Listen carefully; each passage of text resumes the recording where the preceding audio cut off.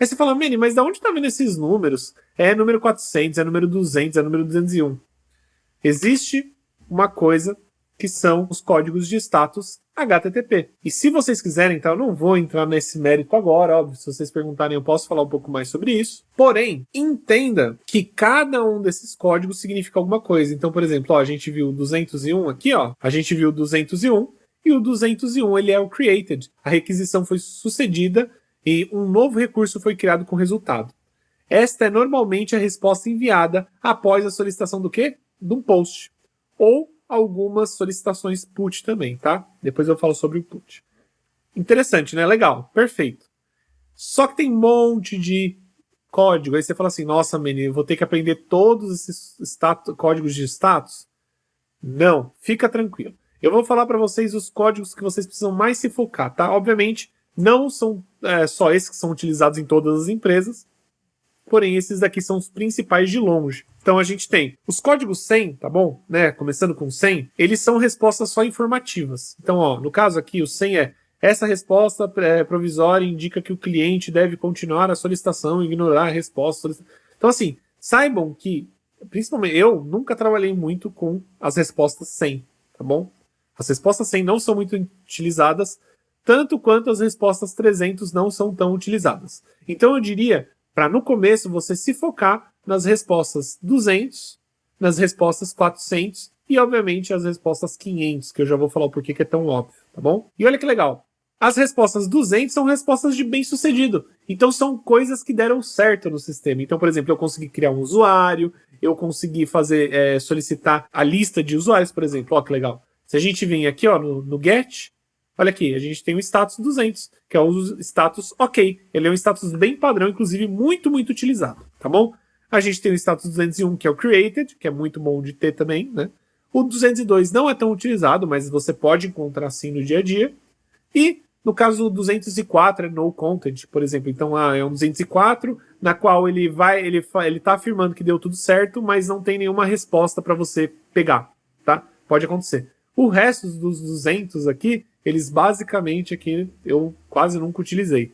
Muito, muito improvável, tá bom? Mensagens de redirecionamento, as mensagens de 300 são utilizadas, mas nem tanto, eu não vou entrar no mérito aqui, que senão eu vou ficar aqui o dia inteiro, são muitos números. E as respostas 400 são de erro do cliente, tá bom? Então a gente tem, no caso, 400, que eu falei que foi uma bad request, o servidor não pode ou não irá processar a solicitação devido a algo que é percebido como um erro do cliente. Então lembra que eu tentei, quando aqui é cliente, tá falando sobre, no caso, quem está consumindo, né, a API. Mas lembra que eu tentei mandar aqui uma informação que não funcionava e informações vazias, por exemplo, para fazer o post? Ele retornou 400, porque é uma bad request. Você não está levando informações necessárias para poder fazer essa request, tá bom? E aí, as mais utilizadas, tá bom, são 400, que é o bad request, ele é o mais padrão de todos.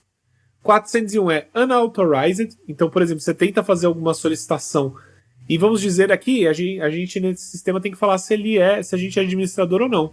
Então pode ser que se eu não for administrador eu não consiga fazer essa request e ele vai dar como não autorizado. 401. 403 é muito utilizado também, que é forbidden, então às vezes também você está tentando acesso em algum lugar você não pode. E o 404, que eu acho que ele é o mais conhecido de todos, que ele é justamente o not found. Você vê muito, muito em algumas telas, quando você tenta achar alguma coisa que expirou, alguma página na internet que expirou, ele retorna um 404 não encontrado, tá? Então isso daqui também é um status HTTP, tá bom?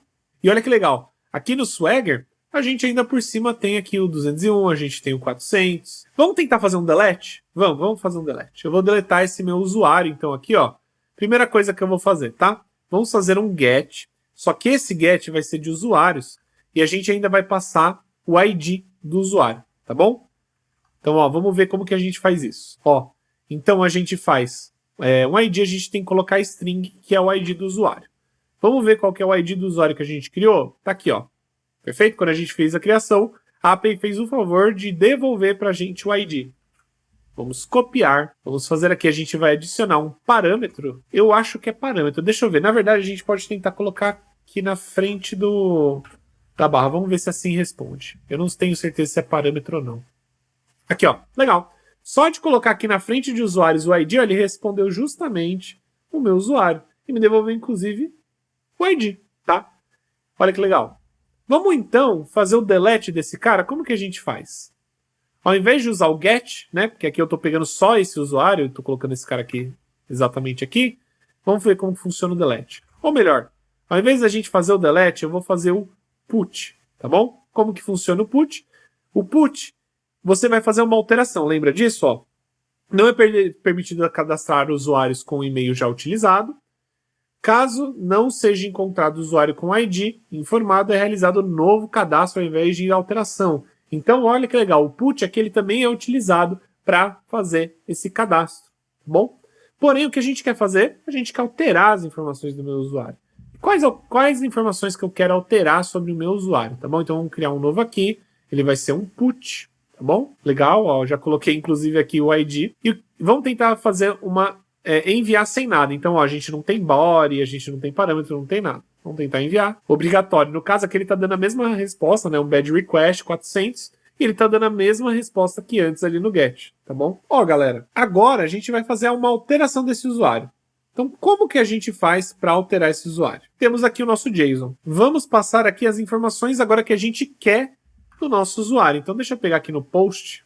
Eu vou copiar esse cara aqui, porque eu sou preguiçoso. Temos aqui o nosso body, tá bom? Beleza. O que eu quero alterar? Eu quero alterar o meu nome. Eu não quero mais que se chame TestMany. Eu quero que se chame Super TestMany, tá bom? Esse daqui vai ser o nome. Então vamos tentar fazer essa alteração para ver o que acontece. Eu vou mandar um send, registro alterado com sucesso. Legal, ele não me devolve, por exemplo, mostrando o registro alterado. Então vamos tentar fazer um get. Eu vou fazer um get daqui de novo, ó. Lembrando que esse daqui era a informação anterior. Vamos fazer o get Super TestMany. Exatamente. A gente alterou utilizando o put. E você fala, mas Many, qual que é a diferença do pet e do put? O que acontece? O pet, tá bom? Ele serve para você alterar informações específicas. Como assim? No caso aqui, não temos um pet, né? Se eu não me engano. Pelo menos não para a parte de usuários. Na verdade, não temos pet nessa API, tá bom? Mas eu gosto de explicar para que vocês saibam, caso vocês vejam no trabalho de vocês, ou apareça em algum tipo de entrevista, alguma coisa assim. O pet, ele é literalmente a mesma coisa que o put, ele vai fazer alteração no dado, porém você vê que aqui eu tenho que passar todos os dados, né? No caso do pet, eu não teria. Eu poderia passar, por exemplo, só o nome. Passar só o nome e o ID do usuário, né? Do usuário que eu gostaria de alterar. Aí eu mandaria o pet e ele me responderia.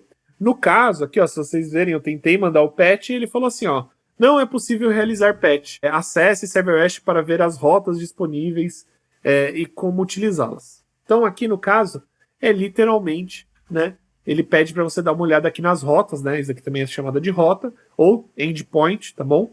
O todo é a API e meio que não podemos utilizar, mas é para isso que ele serve, tá bom? Então, deixa eu voltar aqui e vou colocar como put. Ah, Many, e agora? Agora a gente vai deletar esse cara. Não quero mais que ele exista. Vamos fazer isso?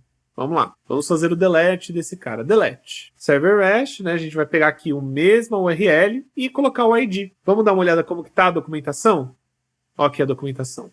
Ele pede, ó, não é permitido excluir o usuário com carrinho, tá? Então aqui no caso é uma especificação do sistema que caso esse usuário ele tenha carrinho, eu não vou conseguir deletar ele.